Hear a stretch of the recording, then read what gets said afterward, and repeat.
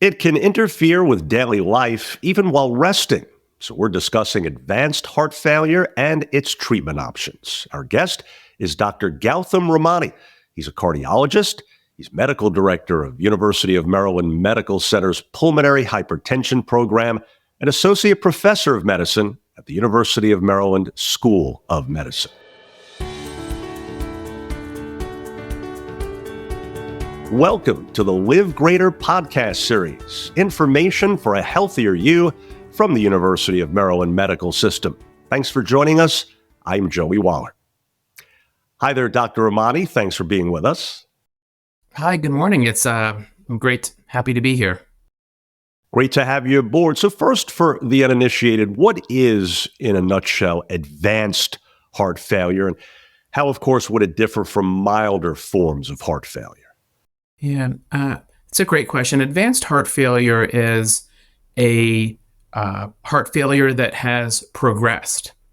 It has progressed to the point where symptoms have worsened, and standard pills or electrical devices that we use to manage heart failure are no longer adequate at managing symptoms and maintaining quality of life and preventing heart function from worsening. So we're talking about a progression here. What are some of the typical causes of that? So, heart failure by its nature is most cases are incurable. So we know that heart failure is progressive. It can occur over, sometimes weeks to months to years to decades. And every patient and every trajectory may be different. So we know that most cases of heart failure are progressive. And so we monitor patients closely. So some factors that can lead to progression of heart failure may be valvular heart disease, arrhythmias, or if there are blockages in the heart arteries or what we call coronary artery disease, or sometimes even despite all of the physician's best efforts and the patient's best efforts, heart failure may just progress on its own. So that being said, what are some of the common signs and symptoms that indicate a patient already with heart failure may be advancing to a more severe stage? Yeah, and I think that's really important. So some of the most common signs and symptoms we see are that patients may begin to feel dizzy or have a low blood pressure, and medications that they have been on for, in many cases, years, they just can't tolerate them because they feel dizzy or they feel lightheaded. So that's one of the things that we see. Sometimes, despite being compliant and being on the medicines, there is more difficulty breathing, or there may be more fluid retention just because even if we're adjusting to diuretic medicines, there may be more fluid retention. Oftentimes, we see patients who are admitted to the hospital more frequently. Sometimes we see that other organs, be their liver or kidney, these organ functions are worsening because the heart may not be delivering enough blood to them. And sometimes our patients who have electrical devices may note that they may be firing as a sign of worsening, or there may be increasing heart rhythm problems. So there are several different things that we look at to help determine whether heart failure may be worsening. Gotcha. So when those meds are no longer as effective in managing heart failure, what are the next steps in treatment options? Yeah, so the most important thing really is a timely referral. Oftentimes, the difference between what's a great candidate for an advanced heart failure treatment and what may not be a great candidate is just time. So as a specialist, what I would say is we always like to see the patients sooner, earlier in the course of their advanced heart failure than later. When we see patients earlier, oftentimes we have more therapies that we can offer, and the success rate for those therapies may be higher. So really, for patients with milder advanced heart failure, we have different devices that may be available both for monitoring as well as for treatment that may be effective at restoring quality of life and delaying progression. So speaking of which, how do, say, surgical interventions like heart transplants or ventricular assist devices help to treat advanced heart failure? So, for patients that truly have irrecoverable heart failure, meaning that they've been fully evaluated by an expert team and have found that no valve procedure, medical procedure, or other electrical device can safely restore heart function or restore quality of life, we evaluate patients for heart transplant and heart pump. And I would say heart transplant is the best treatment for irrecoverable advanced heart failure, where we have more than half the patients live over 10 years with a heart transplant. Truly remarkable survival for patients who many would not be expected to live a year without it. And heart pumps have progressed tremendously within the past 5 or 6 years with the newer pumps and newer monitoring strategies, where we expect almost half the patients with a heart pump to live over 5 years with very good quality of life. So we have made tremendous progress both on the transplant side as well as the heart pump side in patients who are appropriate candidates for either of these therapies. And speaking of progress, what would be some of the things that are new and different in your world when we talk about treatment of advanced heart failure, whether it be treatment or research? No, thank you for that. So, I think I'll focus on the transplant heart pump side, and then we can talk about some of the other treatments as well. On the transplant side, there's been tremendous progress in terms of expanding the donor pool. So, who can be a donor for transplant? In terms of who can be a donor, how the donor heart is maintained and preserved en route. These things expand the geographic access. And so donors that may not have been donor hearts, say 10 years ago, now we can use those hearts to save patients' lives. And from a heart pump standpoint, the newer pumps are designed to last longer. These pumps don't break down like they did. They don't form clots like they did before, and they are just more sturdier and reliable. And we found that patients don't need as many blood thinners on the newer pumps. So they just last longer, they work better, and they're effective at reducing symptoms and improving quality of life. Now, for patients who have advanced heart failure, but we say maybe we want to try devices before we get to a heart pump, there's some really novel things that have been developed. And some of these we offer at University of Maryland. One is the CardioMEMS implantable hemodynamic monitor. This is a small device that's implanted and sits in the pulmonary artery. It's not powered by a battery, and it transmits data so we can measure what patients' fluid levels are. So for patients who are struggling with fluid retention, who are frequently hospitalized or remain symptomatic, this device has really been effective at reducing hospitalizations and controlling symptoms. There's another device that we can use, which is called Barostim.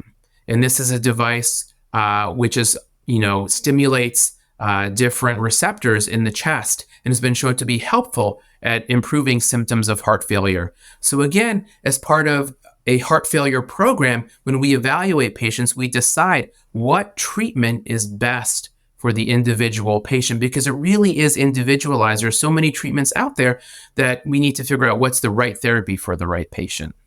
Must be great to have those options, though, yes?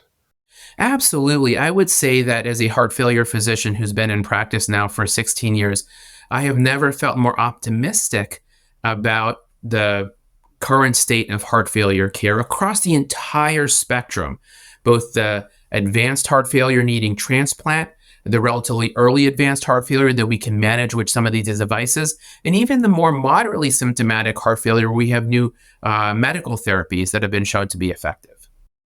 Switching gears a little bit, Doc, what are some key factors or lifestyle changes that can worsen advanced heart failure, and how can patients work to manage or prevent those? Yeah, lifestyle is, critically important across the spectrum of advanced heart failure, over heart failure in general. And so I would say it's important to avoid a sedentary lifestyle. Now, we recognize that symptoms may worsen and patients can't walk as far as they did previously, but we say avoid being sedentary. Track your steps, walk when you're able to the extent that your body allows you to. That's important. Diet is vitally important across the spectrum of heart failure. We know that when heart failure develops, the body is very sensitive to sodium. Sodium can promote fluid retention and can cause a host of other problems.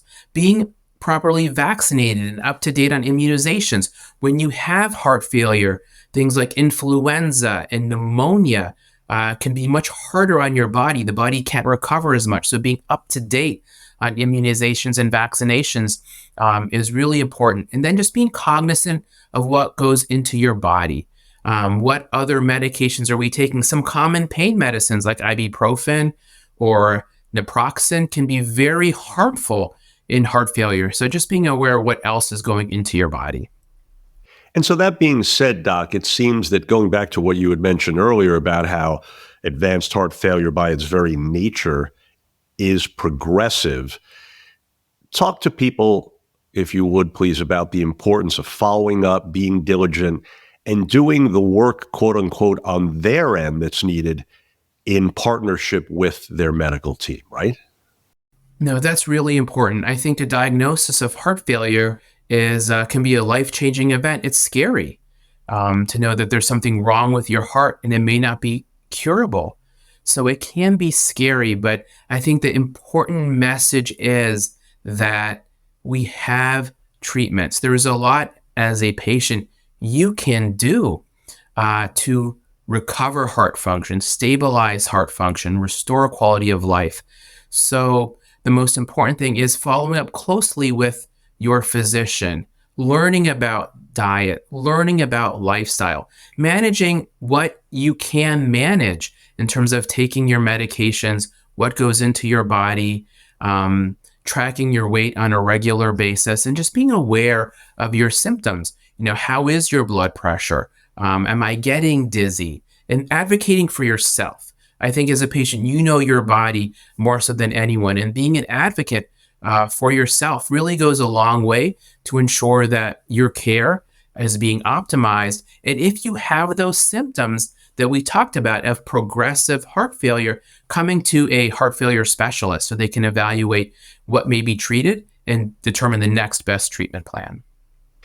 And finally, doctor, you mentioned how scary these conditions can be for people naturally. So because of that, what do you and your team do to kind of relax those fears and put people at ease as much as possible under the circumstances? Yeah, so we truly use an interdisciplinary approach. We have coordinators who, keep in touch with patients to, once we start new medications, inquire, how are those medications going? Are they going properly? For patients who have been admitted to the hospital, and that's how the diagnosis is made, we ensure early follow-up with a heart failure bridge clinic, where, again, there is a pharmacist, there is a coordinator to ensure that the medications, the patients have access to them, to ensure that the diet is being followed and that the education, has been appropriate so patients understand what's going on with heart failure. And, we really emphasize that in our practice, we don't treat numbers or statistics, that we really individualize the care to the patient, and the family that's there. And, we really emphasize how that the treatments we have now really can be life-changing and that have really altered the trajectory. So we try to use an interdisciplinary approach where we're honest and realistic, but we also hope to empower the patient that their condition, there's a lot that's within their control and their physician's control. I'm sure that's comforting for people watching and listening to hear. Folks, we trust you're now more familiar with advanced heart failure. Dr. Gautam Ramani, a pleasure. You're doing great life-saving work. Thanks so much again. Happy to be here. Thank you so much. And you can find more shows just like this one at umms.org/podcast, as well as on their YouTube channel as well. Now, if you found this podcast helpful, please do share it on your social media. I'm Joey Waller. And thanks again for being a part of Live Greater, a health and wellness podcast brought to you by the University of Maryland Medical System. We look forward to you joining us again.